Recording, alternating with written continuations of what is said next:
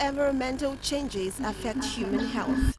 Environmental change has been also linked to increase in violent crime and overall poor mental health. A number of specific environmental issues can impede human health and wellness. These issues include chemical pollution, air pollution, climate change, disease-causing microbes, lack of access to healthcare, poor infrastructure, and poor water qualities. Environmental pollutants can cause health problems like respiratory diseases, heart diseases, and some types of cancer. People with low incomes are more likely to live in polluted areas and have unsafe drinking water. Children and pregnant women are at higher risks of health problems related to pollution. As of 2016, the WHO website on environmental health states that the environmental health addresses all the physical, chemical, and biological factors external to a person and all the related factors impacting behaviors. More than 12 million people around the world die every year because they live or work in unhealthy environment. From the quality of the air you breathe to the condition of the roads you drive on, environmental factors can have a major influence on your health. What more, these factors have evolved considerably over time due to both natural and human-caused events. Professionals in the environmental health field examine how people interact with the world around them, chronicling the many ways that these interactions can impact physical fitness, vulnerability to disease, and other aspects of human wellness. Maintaining a healthy environment is essential for helping people live longer and for enhancing their quality of life. By optimizing environmental health, communities can reduce exposure to disease as well as to pollutants that have a toxic effect on the body. The benefits of environmental health interventions can improve life for everyone, but may have the most pronounced effect among those who are already in vulnerable health. Poor industrial hygiene is another example of how environmental factors can impact wellness. In other words, industries that are irresponsible with manufacturing and waste disposal may be poisoning the natural world, impacting our physical well-being. Aspects of the built environment, such as infrastructure, can also impact community health. Environmental health isn't just a matter of individual wellness, it is also a matter of community well-being. Simply put, the conditions in and around our homes, schools, playgrounds, and workplace can have a major impact on our families and neighbors. Back, you're watching Family Values. Like you heard, a lot of things: air pollution, noise pollution, basically environmental pollution can actually, lead to a whole lot of diseases. And of course, like I said, we have a medical practitioner in the house. This is Dr. Olugbenga Jeje. He's an associate fellow faculty of public health, LASUS. Welcome to the show, sir. It's good to have you. Thank you very much. Thanks for having me on the show. Yes, thank you. We're talking about environmental health today. So, when you hear environmental health, what is the first thing that comes to mind? Okay. Once again, thank you. You see, environmental health is a very broad aspect of public health, and as it connotes environment and health, the synergistic relationship between the environment and the health of the individual. We as human beings, as entities, we live in an environment. We live among people, we live in houses, we live in places. So, and the environment has an impact on our health. So, that study of that relationship between the environment and the health is what environmental health is all about. Oh, great. Yeah. Amazing. So, my first question is, can you describe the most natural environment for every human being? Like, yes, we have this modernization now, like in Lagos, I feel like sometimes we don't have enough air. That's what I feel. Or how will I say, clarity in air, like what you're breathing in, because we don't have trees, that can, do all of this photosynthesis thing. Now, my question is, how best can you describe a natural environment for humans that will really, really be good for, the body, the health? Okay. The ideal environment that is required for health is difficult to get. I must confess. Even in the village? Yes. Yes, because environmental health has a number of components. The water supply, the food hygiene, your vector control, your air quality, your noise pollution, refuse disposal, sewage disposal, all these, you might not find it totally in a place. You mentioned the village now. Yes. Fine, village might have very good air quality in the village. But how about the sewage disposal mechanism in the village? You understand? All this we have to be together for we to have an ideal environment. That is the So it's even difficult. So we can't even achieve that in the rural areas. yes, you know, as they say, perfection is a moving target. Keeps on moving. So to achieve perfection even in rural areas, you are trying to say, okay, what we have in the cities, the things we have in the cities, can move on to the village. Look at Lagos, for example. We have a very good waste disposal system, refuse disposal system. Do we have that in the villages? We don't. So, except you can recreate that in the village. Find the village, they have good air quality. Yes. They have good, there's no noise pollution there. In Lagos, it's the other way around. Our air quality is poor Yeah. because of, generator fumes, car exhaust, and the likes. Whereas in the village, those ones are not there. So, we just try to strike a balance to get something. Between the two. Yes, perfect. Now, what bothers you the most when it comes to environment? What bothers you? In fact, pollution. Let's use that word. What bothers you? Let's take Lagos for example. Like you said, we have the air, we have the noise, we have this so many pollutions. But which one bothers you the most when it comes to environmental pollution, which affects the human health, and why? I think I would take like two. Two. Water supply and air quality. Water supply in the sense that the only habitable planet that we have is Earth.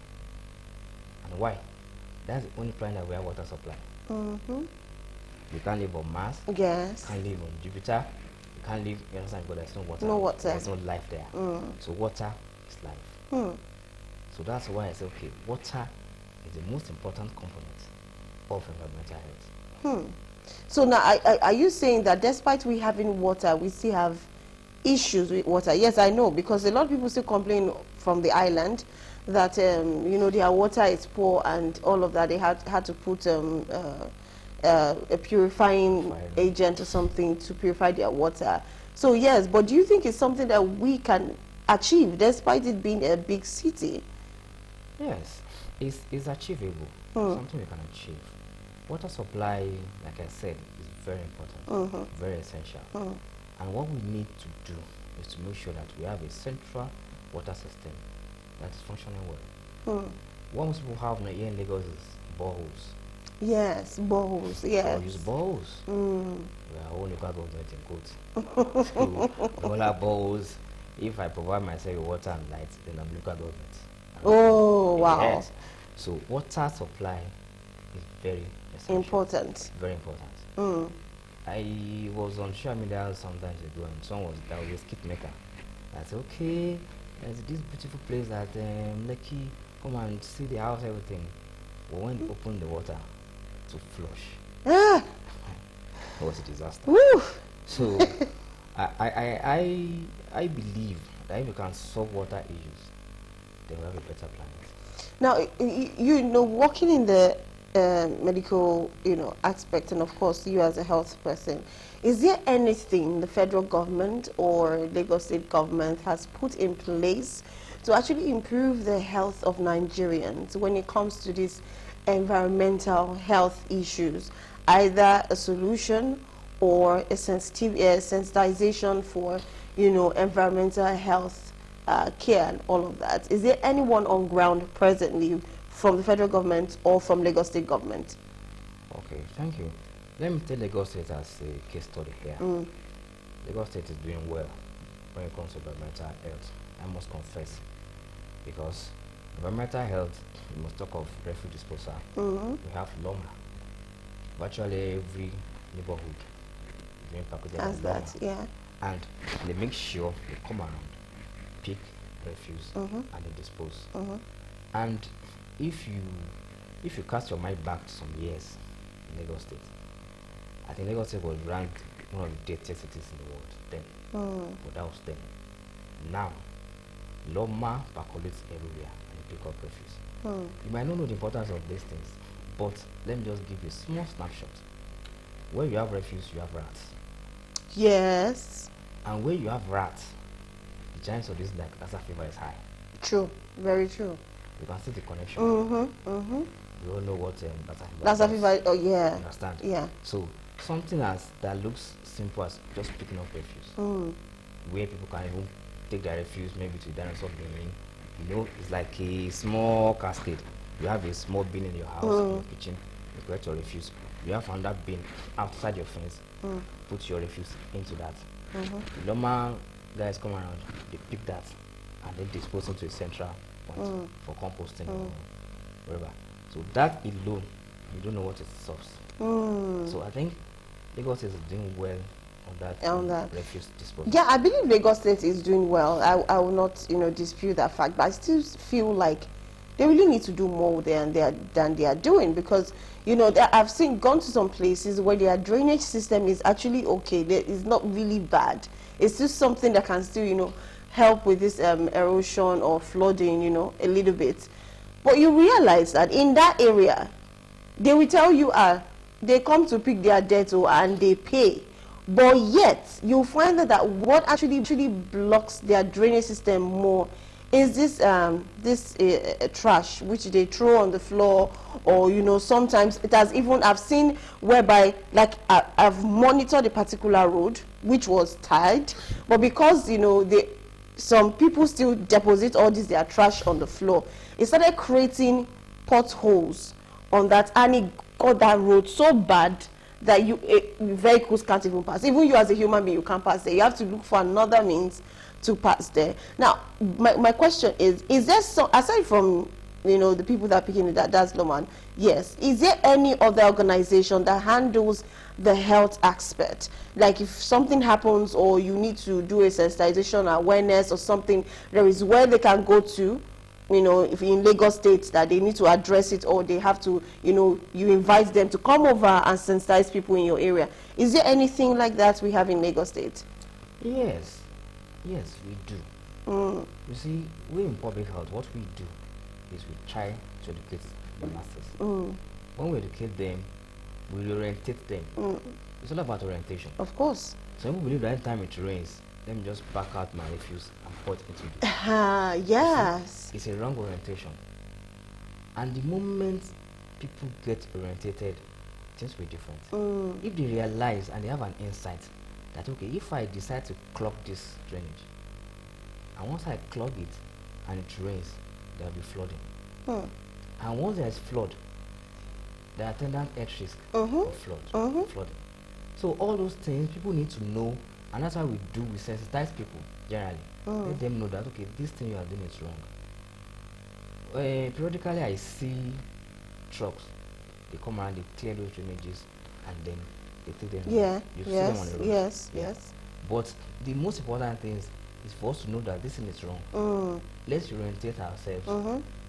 Let's throw out jingles on the radio, on the TV. Let them know that, okay, this is wrong. What you listen to will become part of you. So that's what we at Public Health, that's what we do. To make sure that we do preventive medicine. We don't do curative. Okay. Why do I need to cure if I can prevent it from happening? Understand? So I'm not running around saying, okay, I want to cure this person of this, of that, because I will prevent it. So that's what we do. So I think, someone cracked a joke some times ago. He said, if you pick the average area boy at Oshodi and take him to Manchester in the UK, and it's about to, he wants to get into the tram, he's going to queue up. You'll be surprised. Nobody needs to tell him that queue up. Because obviously, you see everybody doing that thing, you can't just, he's going to queue up. You understand? He has gotten an instant orientation by just observing that everybody is queuing up. Have to queue up. So that's what we need in this part of the world too. We need to orientate ourselves and then try to start from home. Once we start doing that and people start saying, okay, what's happening? It's raining now. This woman, my neighbor, is not pouring enough our refuse into the whatever drainage. She would don't let me do this. Let me not do it, yeah. You understand? So gradually get there. Get there, right.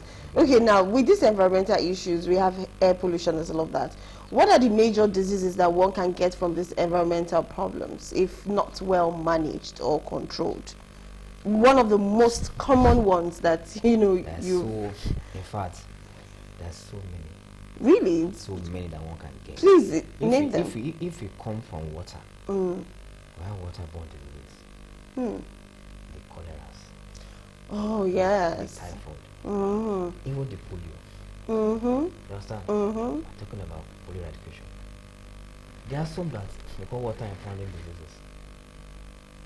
The guinea worm. Fine, the one now eradicated the polio. But that's from water. Even our common malaria.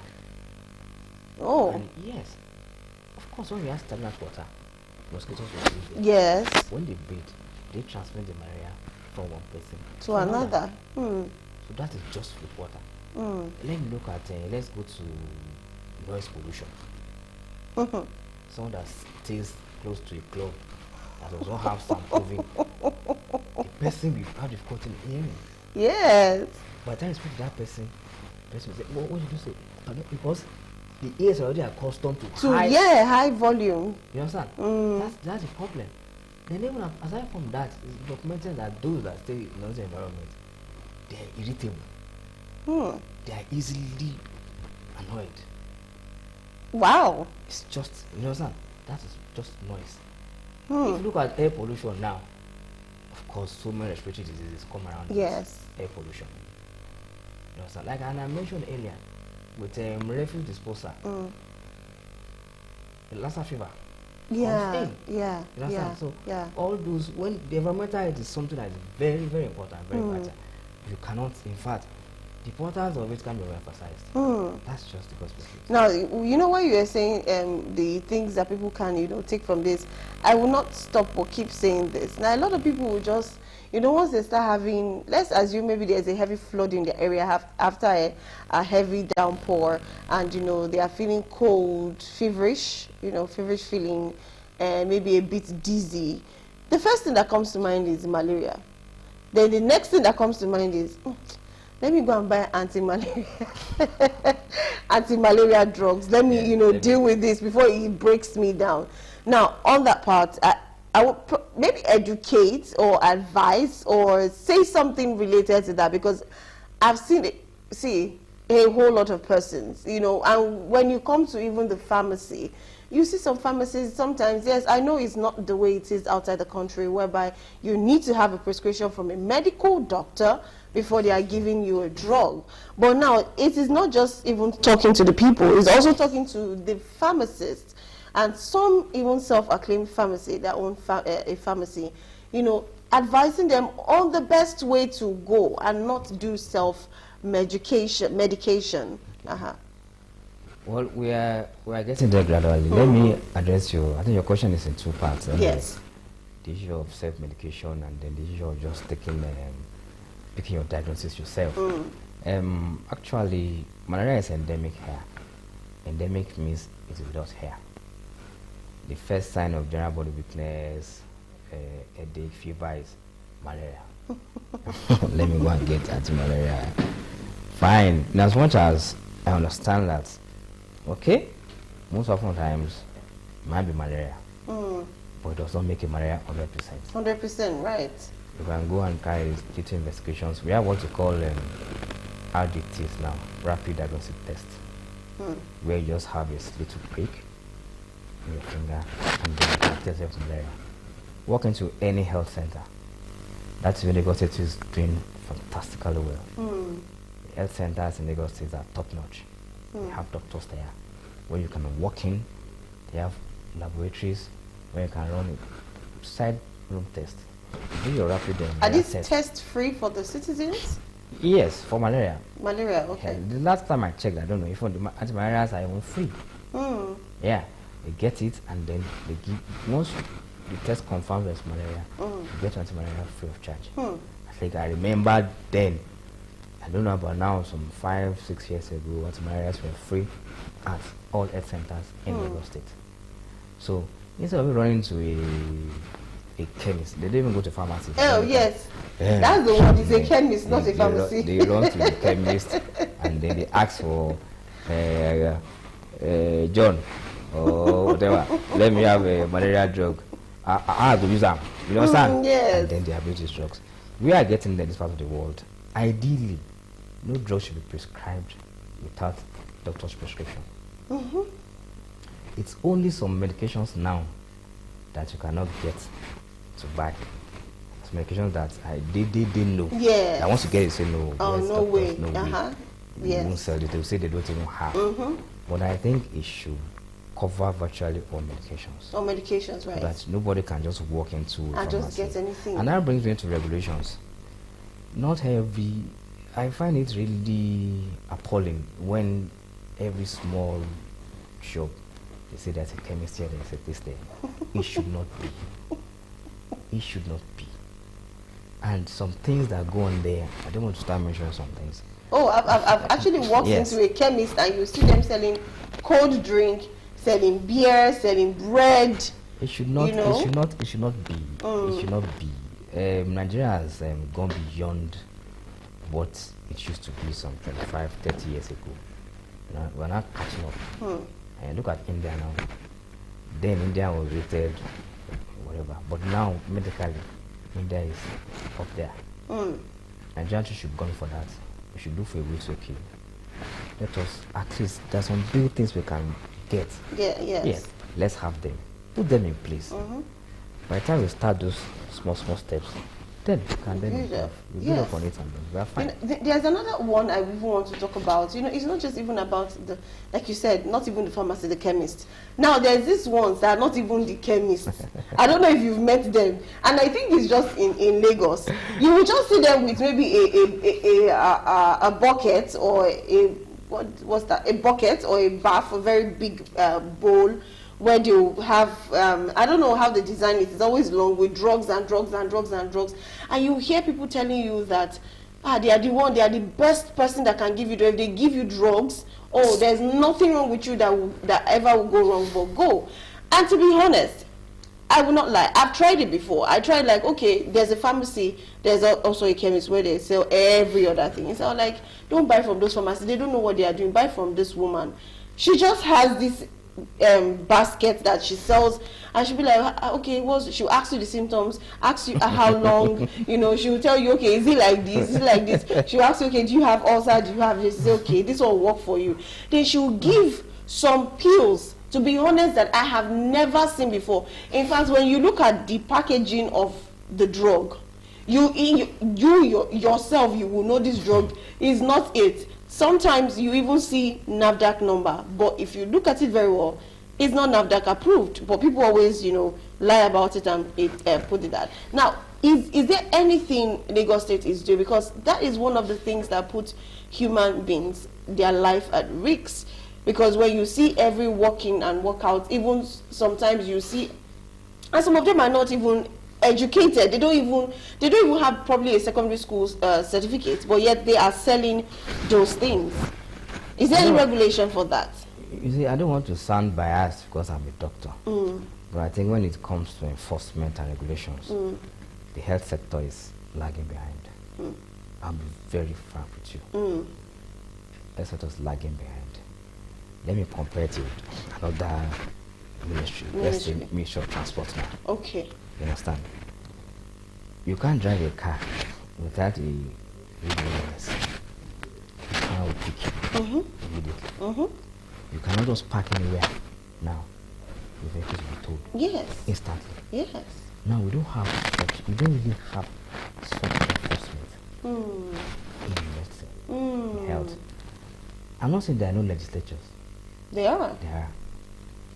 But enforcement is what I'm after. We need to do more as regards Enforcement. That woman that you're talking about, in fact, let's do that to me. This for black that you take around. If That both side. Let's just if you look at things now, there's high incidence of kidney problems. Yes. Why? All these things will take the kidney, we have to purify it. from the blood. Now when you take these things that are not regulated, the kidney will have to work extra hard to purify it. And by the time it keeps on working and working and working, the kidneys will crack up. That's just natural. But actually, some people believe in this agbo that it works. Forget about it. I was lucky I was born by parents that are educated. I've never taken agbo in my life. Really? Never. Not once. This is actually strange because I'm sorry to toe this line. I'm not supposed to toe this line. But when you talk about people that take agbo a lot, you see it as the Yoruba, tribe. They love it so much.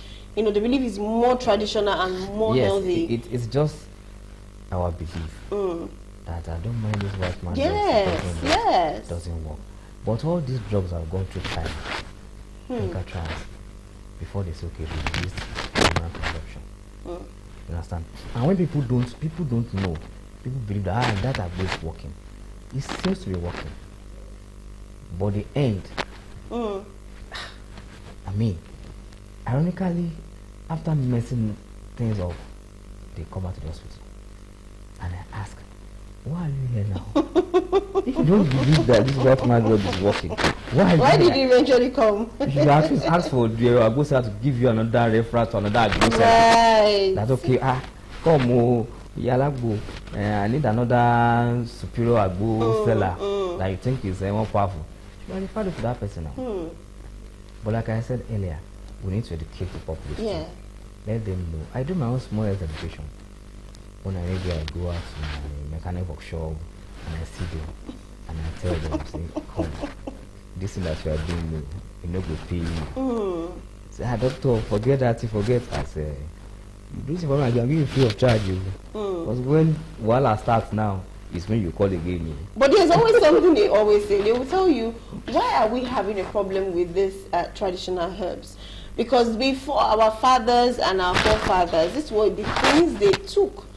And they lived longer even than, now that we're having people taking drugs and all of that. They lived longer, more healthy. In fact, they didn't have all these, very strong chronic ailments where you have kidney failure, breast cancer, whatever cancer, and all of that, because they were basically taking more herbs, and let's just say they were eating more of the fresh food, and not the canned processed food that we have now. So if you want to convince somebody that has that mentality of, this is what my forefathers took, and they lived 120, they lived 150, and here we're still struggling to live 60, 70, because every small thing, we're already taking this drug for headache, which is a very common drug, or any little thing, malaria, anti-malaria drugs, which is not the best way to go. They will tell you, if they actually certify this one, because it has gone through the process and all of that,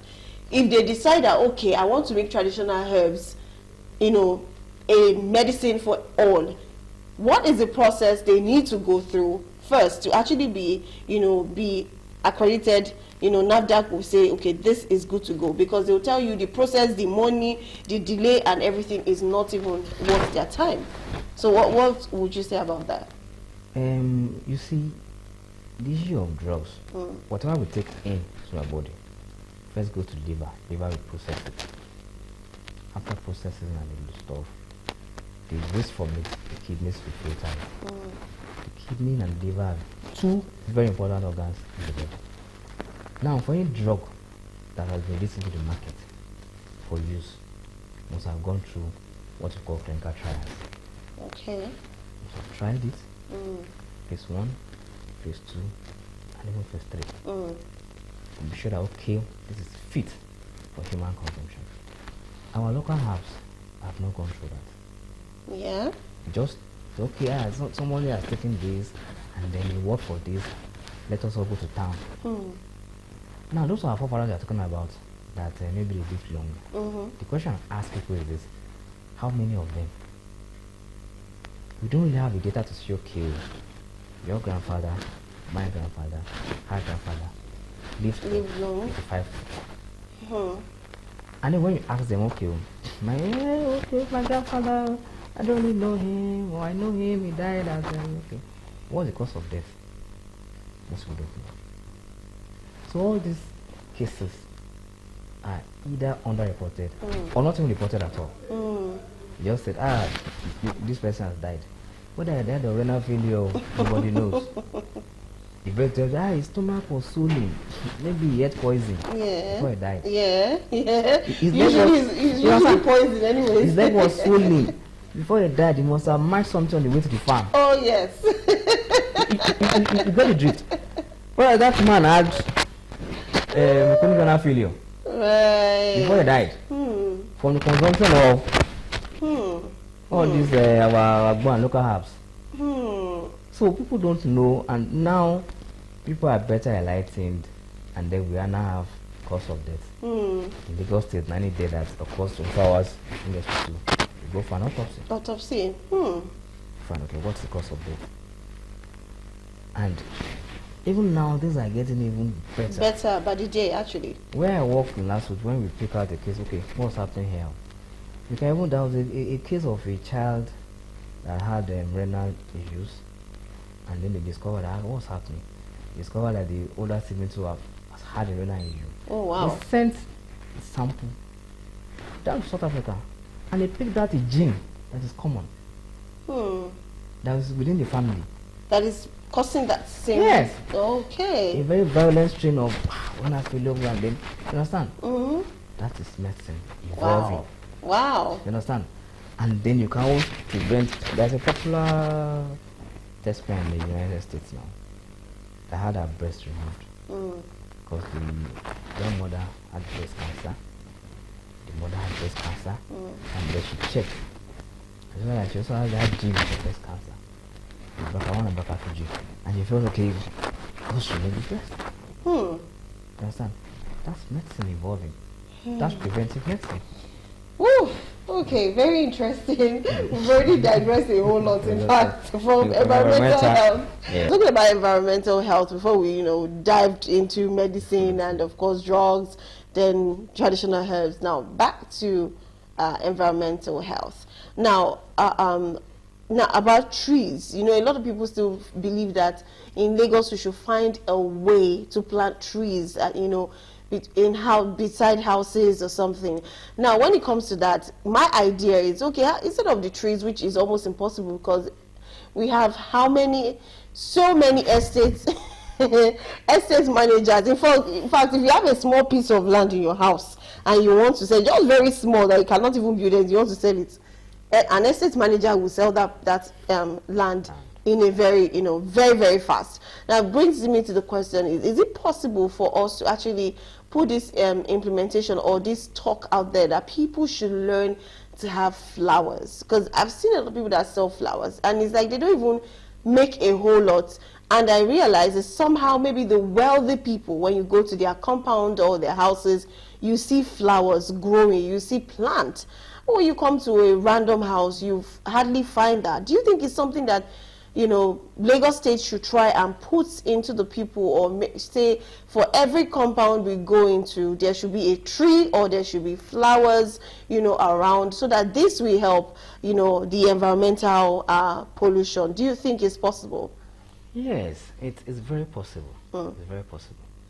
Lagos State has a building control agency. You understand? I think they can even use that. They can part of their whatever parameters. Okay, before you get your building approval, have a small green area. Green area. No matter how small it is. We learned then in our elementary biology. Yes. Photosynthesis. Also, it's very important. The trees, they release oxygen and use carbon dioxide. Yeah. You understand? If you have trees, you have a cleaner environment. That's one. Then don't forget, trees act as windbreaks. Yeah. When the wind is coming, instead of the wind to take away the roof or the building, the trees, you understand, they also act as windbreaks. So I think we should have a green area. Especially the estates should have a green area. That okay, this is a green area. If you can have a lawn, fantastic. Flowers, apart from the things they give, the oxygen, they're also ornamental. You get to a place, you see flowers, the place is beautiful. Yes, of course. Naturally. It's beautiful. And what you see, when you see something beautiful and nice, you yourself, it will calm you down. You say, okay, This is beautiful. It's just natural. You even want Yes. to take pictures. Yes, it's natural thing. Is that nice? Now, sorry to interject, because I've seen areas whereby you go to a particular area and you find out you probably, just for those who like pictures, you probably be looking for a very nice gate or a very beautiful building to just take one or two pictures. Snapshot. But I realize that sometimes when you go to estate, like you said, most of these estates do have trees, they do have flowers, and once you're there, even if the house is not fine, you want to stay beside the flower and snap pictures. You understand? Like you're saying, it's something that the people, when it comes to building, should actually put it that, okay, if you don't have the space for tree, because we know tree can have its roots and start breaking into buildings and all of that, flowers are there. You can actually, grow flowers and all of that, which would, help the environment and all of that. But I want people to understand exactly why we are actually pushing for flowers in your houses or in your compound or around your house. I want you to push why we are actually educate them why we're actually pushing for flowers and trees and in the environment. You see, aside from flowers being ornamental in your house and your environment, they help cleanse the air. They improve the air quality. You understand? If you have them around you don't even need to be in the soil. You can buy these pots they sell around. You see them around. Buy the pot. They'll give you a soil. The flowers are very cheap. I do. With 500 naira. You can buy a flower. You can buy a flower. You buy your pot, a small pot, and then you put the flower into. They'll give you a soil there. You put the flower into it. And if you have a child of 5, just tell him or her every morning wet this flower. Yes. One bottle water. Just pour it into it. And then the child will observe the flower grow. And it's going to excite the child. This is wonderful. You understand? All those things we should try and imbibe those cultures. I think maybe due to overcrowding, we are losing some values. Yes. Some of our parents then, I know very well, some of them have lawns. You see them with lawnmower. They mow the lawns. If you are those that studied abroad, when they come back, they try to recreate what's there. The same thing. Yeah. And you see them mow the lawns in the evening. You understand? Or some of them, they have their relaxing chairs. They put it and then they will rest and relax. But now, look at Lagos as a case study. Everywhere is choked up. Yes, very choked up. If you are lucky to have a plot of land to buy to build your house, you are fantastic. Ironically, all these things have measurements normally. The size of your house, where you put your house, should not exceed a particular percentage of your land. Oh. Yes.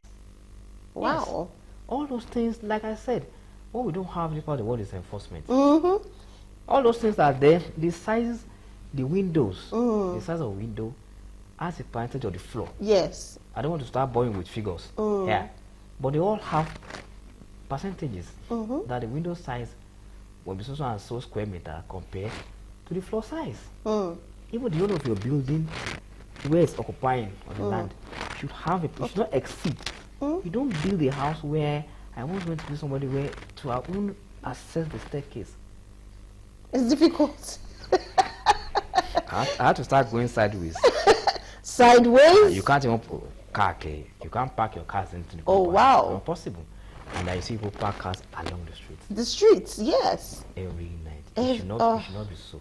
It shouldn't be so. It shouldn't be so. It shouldn't be so. Honestly, I will agree with this one, but I've never had to, I've never seen a house whereby you have to go through staircase and you have to be walking by the side to be able to go there. Now, I've also seen houses whereby maybe they have this particular plot of land, they will exhaust the land. In fact, they will even tell you, because of this small land, I want to make more money. They will build 3-story building on that small plot of land. I'll be like, is it even okay? Yes, it's fine. You might even build like that. I agree.